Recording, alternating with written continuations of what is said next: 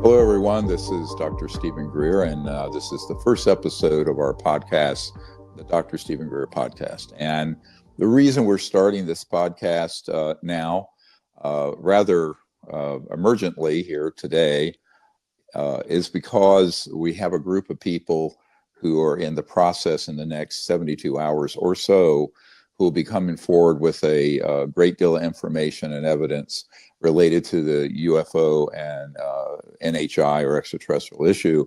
And I think the public is going to need to have a source of perspective and context and analysis to go to.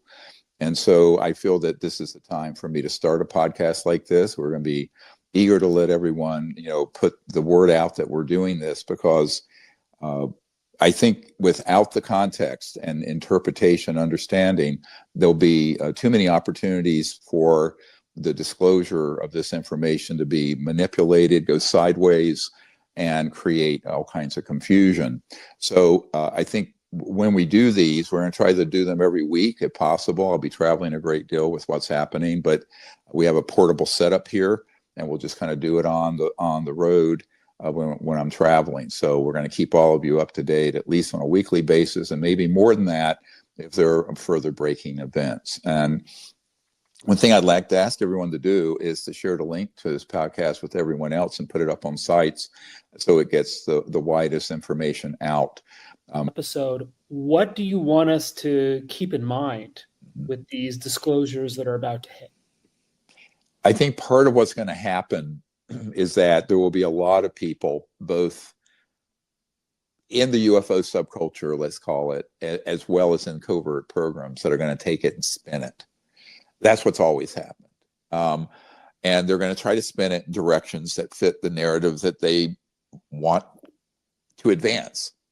One of my concerns, I'll be very blunt, is that as soon as this gentleman and his guys decided to unmask themselves, in other words, come forward named, which was not the original plan. The original plan was to hand over a lot of the evidence of these operations, the downing of the craft, the man-made ones to me, and I'd get it out. They decided to come out publicly. Well, as soon as that decision was made and they put it on a timeline, i.e. before the inauguration of the next president, which is where we are, all the drones stuff started. It was sort of a psyop.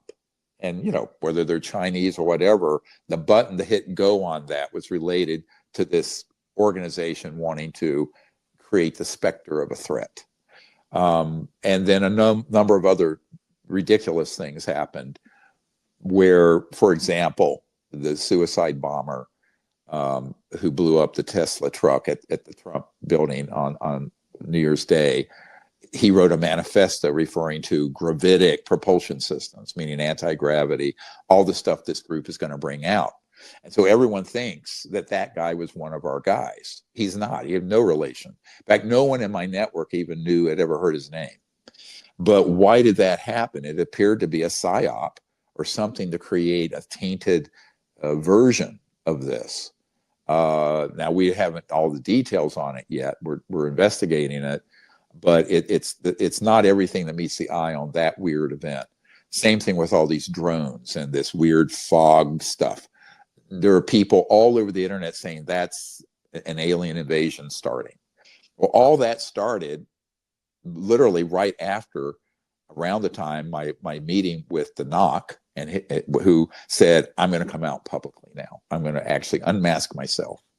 And I'm going to be coming out with name, rank, serial number. That's a game changer. And particularly someone at that level with other people and representing information from 6 different black sites. And I've only been over the 2. So I know of the others. But the point I'm making here is that there is a risk here.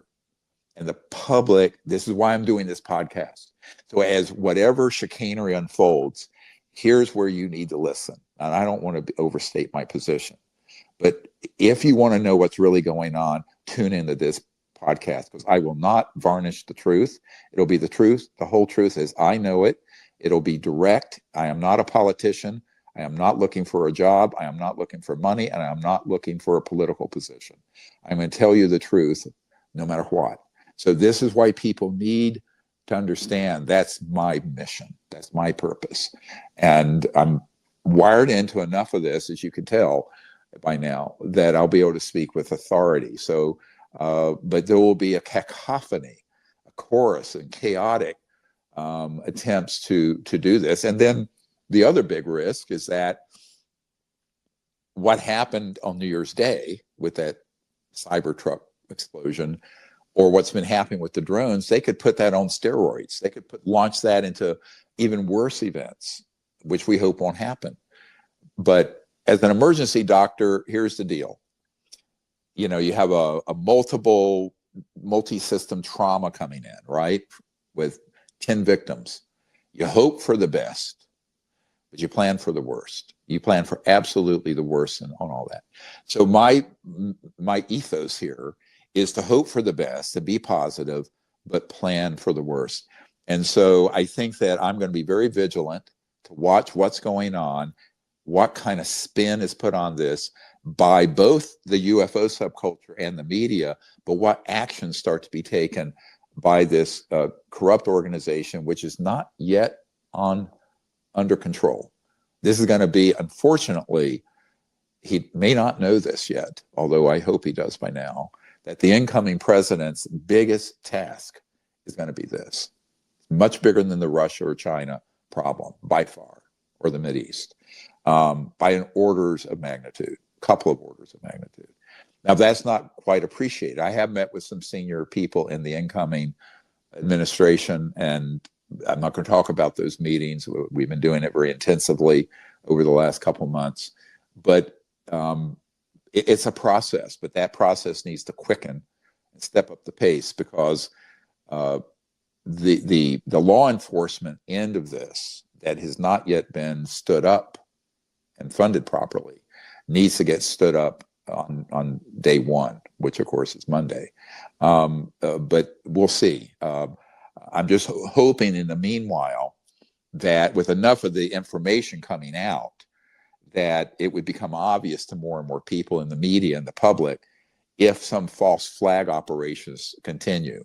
But I can tell you that the flurry of drone events and some of these other things that have happened are not a particularly good prognostic indicator, as we'd say in medicine, that organization is just going to go quietly. This is why I think that it would behoove the incoming president and Congress, as well as leaders elsewhere around the world, to come together and figure out a pathway out, including this amnesty concept, that people who need to come forward can do so safely without recriminations and liabilities. I will tell you that there's the former chairman of a Fortune 50 corporation who's reached out to me, but he's not only afraid of legal problems, but he's also afraid for the safety of his children and grandchildren. So physical safety. So there's a lot of mechanisms that need to be put in place that we've been advising literally since the Clinton administration.